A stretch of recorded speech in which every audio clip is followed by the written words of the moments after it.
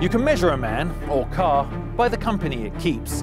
And for the 2013 AMG SLS GT Coupe, its peer group is the MP4, R8, Gallardo, and 458. Tough crowd.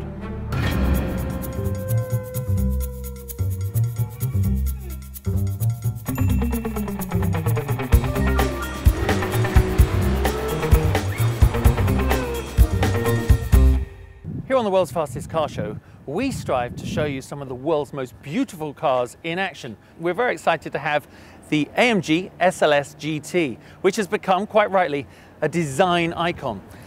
Now, many of you may know that the streets of Los Angeles are a favorite location for directors to shoot some of the world's top car commercials. I thought I'd take you for a little guided tour of some of the top spots.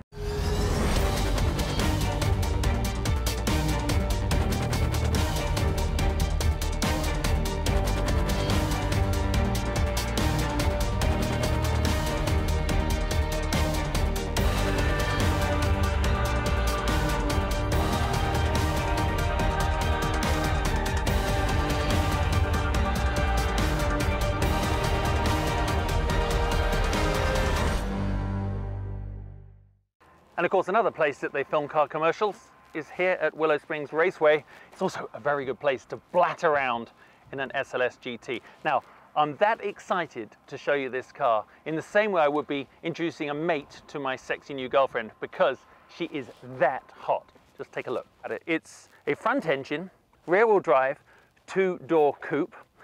Almost the entire chassis is made of aluminum. And what made this such a special Mercedes was that when it was launched, it was the first vehicle 100% done by AMG, of course, under the watchful eye of the Mercedes folks. So it really is a unique vehicle. This one is in what they call Magno Allanite Grey. Matte grey, I think is the other word you could describe it, which is very fitting because for me, there's always been something military-like about the original SLR and now the SLS. It's as though you've got this huge missile and you've strapped the driver all the way at the back. It's sort of that formidable. Really not too many things differentiate this from its predecessors. Slightly darker front and rear light housings. It's got the red AMG branded calipers, two-piece front rotors. And there it is. Just take a look at that. The famous AMG V8 6.3 litre. And as everybody knows, it's hand-signed, engraved there by the master engine builder. It's just cool to see every time you look at it. Now, I think it does give you an idea, though. From the outside, the car does look very front-heavy, but when you see it sort of naked, you realize how much work has gone into making the engine as far back and as low down as possible. Carbon fiber all through the engine bay. It almost deserves a show of its own. Moving to the side, of course, perhaps the most iconic design feature ever on any car was the original gull-wing doors, which are carried on through to the SLS GT here. Just look at this, typical beautiful Mercedes detail. Out pops the door handle, and then at a 70-degree angle, up come the doors. It's got 5-foot clearance there, and you know what, they may look easy, but I don't think they were at all that simple to actually design and make. Coming around to the rear, it gives you an idea of sort of the stature and the footprint that the SLS GT has. Underneath here, a very sophisticated rear diffuser. It's got these mesh vents here, which also help expel and propel the air from underneath the car. And then, of course, the twin chrome exhaust tips.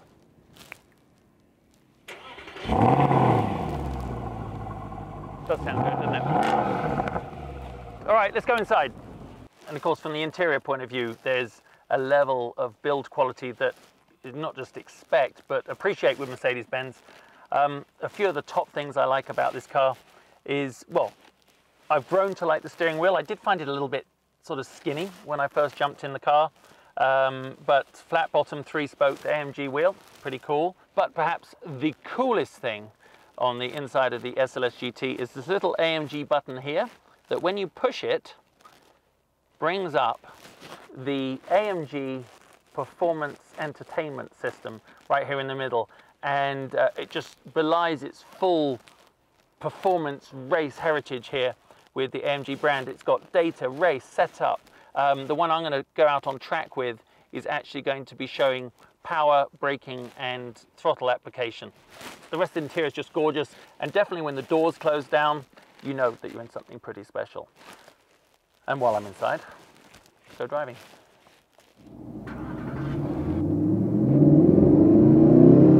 Just a little disclaimer before we really get going. The SLS GT actually has some of the most sophisticated onboard engine management, traction control, gearbox mapping programs available to anyone and any car. First up, I'm going to switch the gearbox to the manual mode. In Sports Plus, it's more than capable. In fact, almost an uncanny intuition to the mapping. But I have a little control problem here on a racetrack, and I like to be in manual. I'm also going to change the AMG Adaptive Performance Suspension from Sport to Sport Plus. It doesn't have comfort, which you certainly don't need on the racetrack. It's kind of redundant point here. But while I was driving around town, I do kind of wish I'd had a comfort mode. And finally, I'm going to turn off the traction control completely. I know I shouldn't. The onboard electronics are that good, but I just want to have fun. So there we are. Let's go for a ride.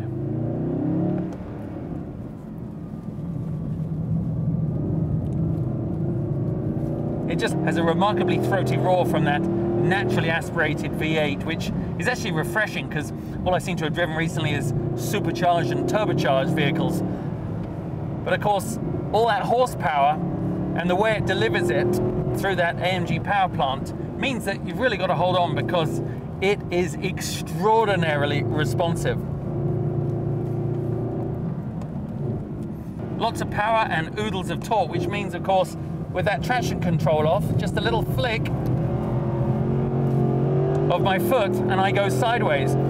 But in my defense, I'm going to say that having the nanny aids off is actually a great way of me to evaluate the famous SLS GT weight balance. It's almost perfect on paper, and in practice allows me to control the slide just with a little bit, just with a little flick of my foot. So it is very precise.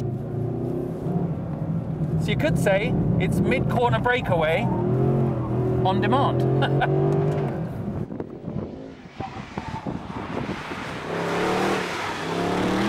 Now, a huge plus is that it has very limited body roll. But where that becomes a little bit of a negative is right now. Look at this under braking. As I brake a little bit late. I actually almost can't stop the car. It's right on a knife edge whether you make the corners under braking, and I attribute that to really it doesn't dive down at all at the front. So you have to be absolutely inch perfect on your braking point. I can hear you now saying, well, if you were inch perfect, you wouldn't have that problem. You know, as I said, if you brake in the right spot, those huge front brakes really do their job.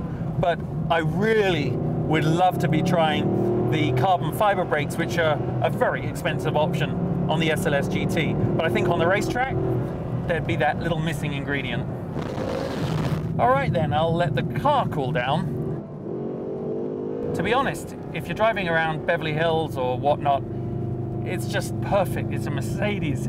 But if you take it to the racetrack, then you had better turn up with your A game. Now, I've been on the edge of this all day, so I might as well do it. You know what? It does still prove that it's good to be king. By that I mean, if you've got the money, you can buy a car that will put some lead in your pencil. Also, well, finally, there's one very cool detail on the Munroni, and that is, it tells you that if you own this car, you will spend an additional $7,400 over the course of 5 years compared to a normal car in terms of gasoline. If I owned one, would I care? Would I heck?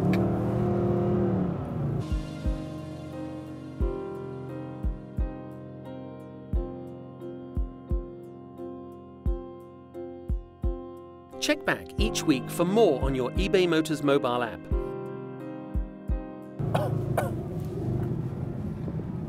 Bloody dizzy.